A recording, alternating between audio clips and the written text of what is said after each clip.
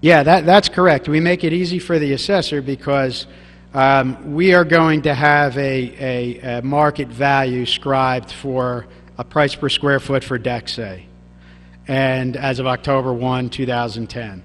And 6 months later, if a deck is added, the assessor simply, all the assessor simply needs to do is just measure the deck and then input the size of that deck into the model that we've created during this process, and it will value that deck as if it were there on October 1st. And so on and so on until the next revaluation. And that's what Ernie was alluding to before with that question. If you did an add-in assessment today, it would be put on as of the base, which was created 10 years ago.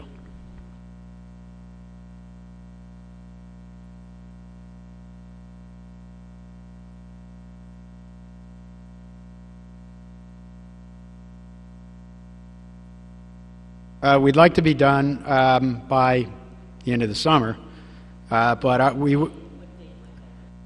it's hard to pinpoint an exact date, but we're shooting for Labor Day. But if we need to go back to properties, we'll have a presence here through the end of the year. And as I stated in the presentation, if even after we send the letters out, we continue to do some inspections of homes that either we didn't get into or there are some differences. So nothing's 100%, but right now you're shooting? Approximately, yeah.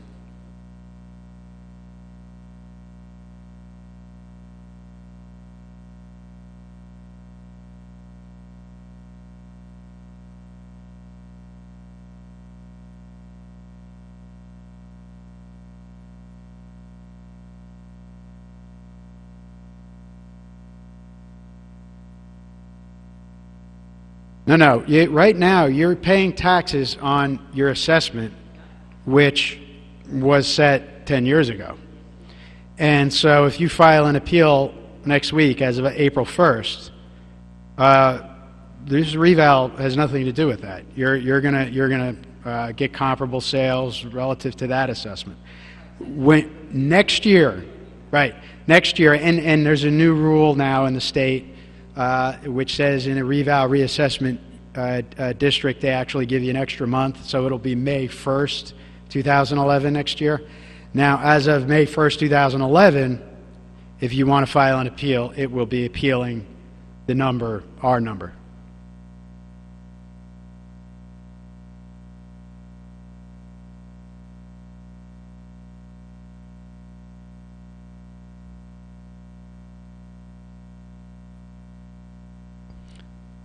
No. I mean, the recourse is to make sure that we get in the house this time around. But as Ernie stated before, we don't utilize any of the old data, so you know we're doing our information from scratch. I'm sorry, one more. In terms of, let's just say we were to, based on the tax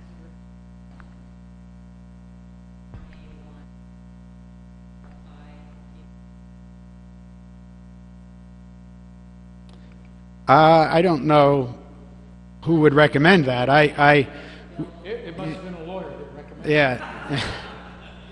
I would say a very small percentage of people who do file at the county use lawyers. Right. Yeah. Since you brought that up, when you file a tax appeal, you may file it pro se. That is, as an individual. You need not hire an attorney.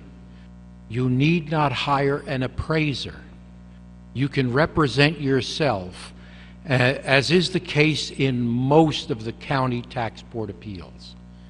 Tax court, when you get in there, the percentage of attorneys that represent homeowners increases, but you need not hire an attorney even in the tax court or throughout the court system as the statutory scheme allows. You can go in pro se, and all you need is the evidence with which to prove comparability to your house. And that you'll find on our website. That worked out well. You had 4 questions and we had 4 answers.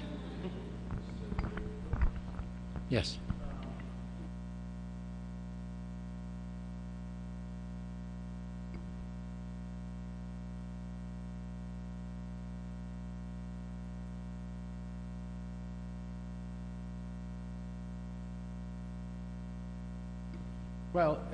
Well, sure. If you have a house and right next to your house is a gas station or an industrial property that has trucks coming and going, then obviously that's a negative influence.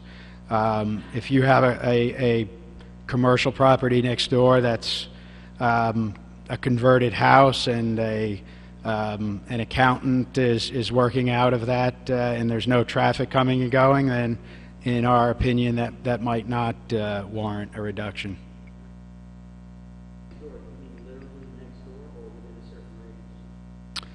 It really depends on, I can't get too specific in answering that tonight. You'd have to give me an example. Sometimes the commercial property is so large that we have to draw a larger circle around the negative influenced area.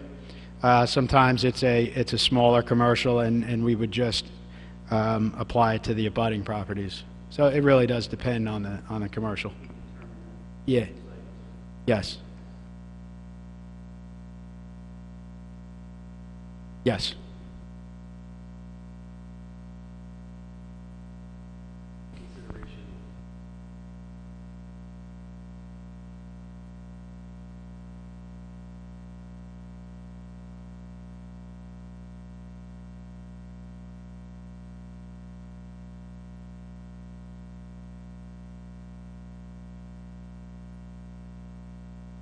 Yeah, I think you're talking about why would we include sales that are not typical of fair market value or willing buyer, willing seller, for example, foreclosures, estate sales, sheriff sales, etc. Is that the question?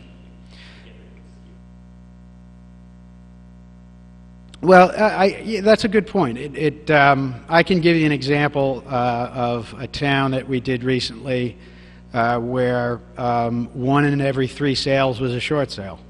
So do short sales then become part of the market of that town? And in my opinion, possibly. But it would have to be that an example of that would have to be so prevalent that it would make up the market. My experience, and especially what I've seen already in this town, is that I definitely would exclude foreclosures, and I definitely would exclude estate sales, sheriff sales, because I don't believe that is the norm here. There are certainly enough, I think, fair market transactions, albeit at a lower price than they were selling 3, 4, 5 years ago.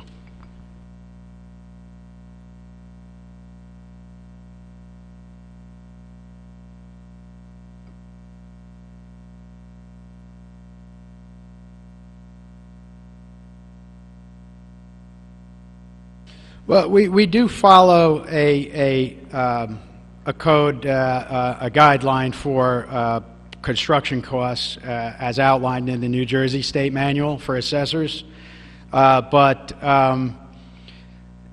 we also add to those construction costs the subjective, the valuation of land, which you can only do through comparable properties, the subjective valuation of the what I talked about, the differences in style of homes, quality of homes, condition of homes. But we do have a base cost guide called the New Jersey State Manual, which gives us an idea of a price per square for the going price per square foot in this area of a deck or an air conditioner or heating types.